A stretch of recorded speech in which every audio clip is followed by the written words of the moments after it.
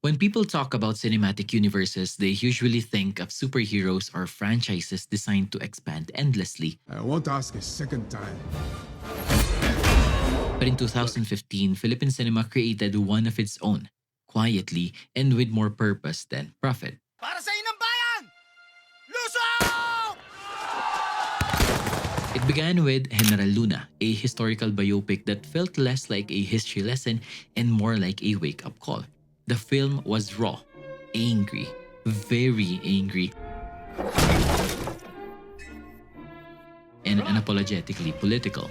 It reminded Filipinos that the struggles of a century ago still resonate to this day. Then came Goyo, The Boy General, a sequel that shifted tone entirely. More meditative, exploring the cost of hero worship and the nation's loss of direction after its first taste of freedom. Together, these films form what audiences now refer to as the Bayaniverse, a connected world of stories about the Filipino struggle for nationhood. It's not built on shared characters or crossovers, but on shared questions. What makes a hero?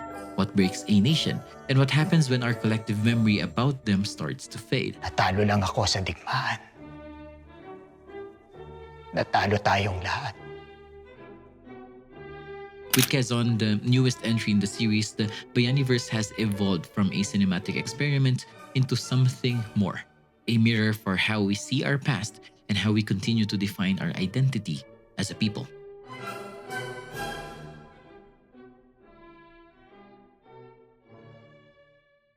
It's hard to discuss the Bayaniverse without starting with Heneral Luna, not just because it came first, but because it revolutionized how historical films were told in the Philippines. The movie was loud, emotional, and confrontational. Ganito ba talaga ang tadhana natin, Paco? Kalaban ang kalaban. Kalaban ang kakampi. Every shot, every outburst from John Arcelius Luna pointed at a collective flaw we've never fully shaken off: our inability to unite when it matters most. Direk Gerald Tarog didn't treat Luna as a saint or as a statue. Instead, he presented him as a man constantly frustrated by the same problems we still face today: bureaucracy, corruption, ego, and the illusion of patriotism. Mahal ko ang Pilipinas. Pero hindi sapat para ipaglaban siya o mamatay para sa kanya. His death at the hands of his fellow Filipinos wasn't just a historical tragedy. It was a metaphor for a nation that repeatedly turns on its own ideals. What made Heneral Luna revolutionary wasn't just its story, but its tone. It spoke like a warning from history. Angry, passionate, and deliberately uncomfortable. It didn't ask the audience to admire Luna, no. It forced them to look inward and ask, why does this feel familiar? This energy, this righteous anger became the emotional blueprint of the Bayaniverse. Because after Luna, Tarog and TBA Studios didn't try to outdo the spectacle. Instead, they ask a more complicated question. What happens after the anger fades?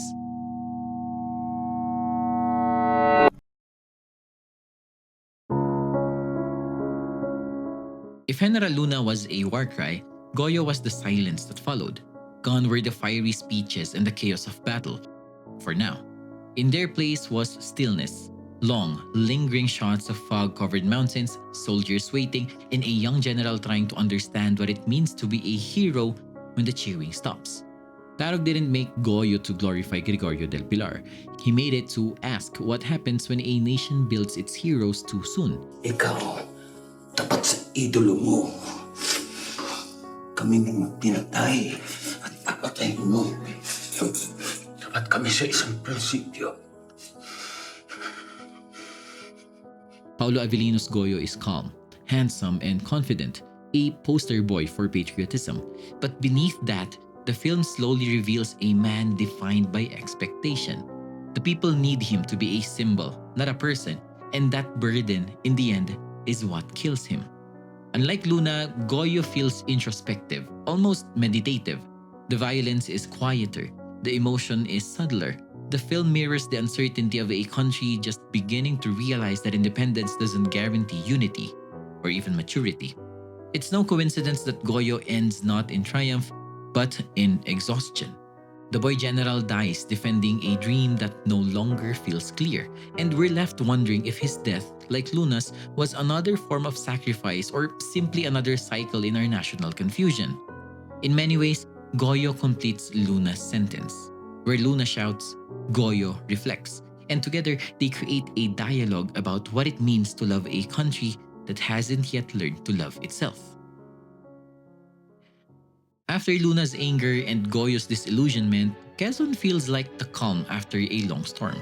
It's not a story of war this time, but about politics and the fragile hope of building something out of all that loss. TBA Studios presents Quezon not as a standalone historical drama, but as a continuation of an idea that our nation's history is best understood not through singular heroes, but through the evolution of their ideals. While Luna asks what we were willing to fight for and Goyo questioned what we were willing to die for, Quezon asks what we are willing to live for. Jericho Rosales' portrayal of Manuel El Quezon steps into a space both familiar and new.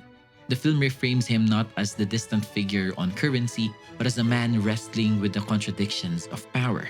Ambition versus integrity, independence versus compromise. There's a quiet tension in this movie. The revolution has ended, but the struggle to define freedom has just begun. Visually, Quezon carries over Tarog's cinematic DNA. The use of shadow, texture, and music to make history feel immediate rather than distant. Well, it's less fiery, more composed, but that restraint makes it all the more resonant. The conversations are quieter, yet the stakes are arguably higher. As the third piece in this evolving Bayaniverse, Quezon represents the dawn of nation building, the moment when dreams begin to take bureaucratic shape, when the energy of revolution gives way to the slow, frustrating process of governance. In that sense, it's less about Quezon himself and more about the idea of continuity, how every generation inherits not just a country, but the unfinished business of those before them. The Bayaniverse trilogy began with rage, moved into reflection, and now gestures toward rebuilding. Each film is part of a continuing dialogue, not just about the men who shaped our nation, but about how we choose to remember them. The recent controversy surrounding Quezon, following a descendant's criticism of its portrayal of the former president, reminds us that history on film is never just history.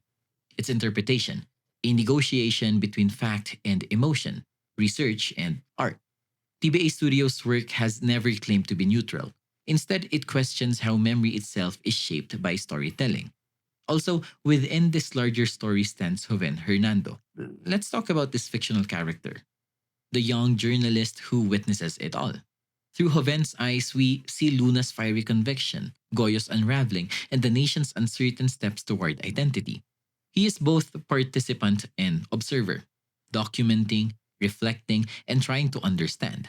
In the end, I can't help but think that Joven is us, the generation that inherits the stories, that rewatches and reinterprets them, that struggles to find the meaning in a past too complex for simple heroism. If the Bayaniverse teaches us anything, it's that nation building doesn't end when the credits roll. It continues with every conversation, every disagreement, every effort to look back, honestly. These films don't just tell us what happened, they challenge us to ask why it did and what we'll do next. So maybe the actual impact of these films won't be judged by box office numbers or the number of sequels it produced. Perhaps it will be judged by the discussion it sparks. Because in the end, the stories we tell about our past shape the country we imagine for our future. Isang malaking karangalan ng ipaglaban ng ating inang bayan pag tayo magdadalawang isip.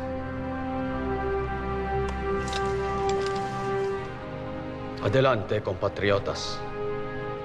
Ang magtagumpay o mamatay. Thank you so much for watching the video. I had a lot of fun when I was making this video. Rewatching Heneral Luna and Goyo made me realize a lot of things that I was not able to figure out when I first watched it. Maybe it was because I was too young back then, but rewatching it made me realize a lot of things. So if you have the time, go rewatch it. For sure, you will understand a lot of things as well, especially with what's happening to the Philippines right now. We really need to, be reminded to these movies. To those who are requesting movies that you want me to cover, don't worry, I am reading each and every one of it.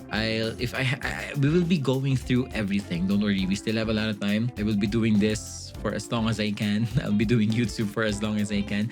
So we still have a lot of time to work on the movies that you are requesting. And of course, if you have some suggestions or some movie requests that you want me to cover as well, you can comment it down below. I read every comments that you put out there. I may not reply to each and every one of it, but I make sure that I read each and every comments that you are putting in the channel. If you enjoy this type of content, of course, I upload every Wednesday. So consider subscribing so that you would be updated with every videos that are coming out on the channel. Also, you can support the channel by being a patron on our Patreon or being a YouTube member for only 39 pesos. Links are all down below. You could freely do that. And yeah, I guess that's it. I hope you enjoyed the video. Go watch Quezon if you haven't yet. It's a great movie. I'll rewatch it right now. We'll see you in the next video.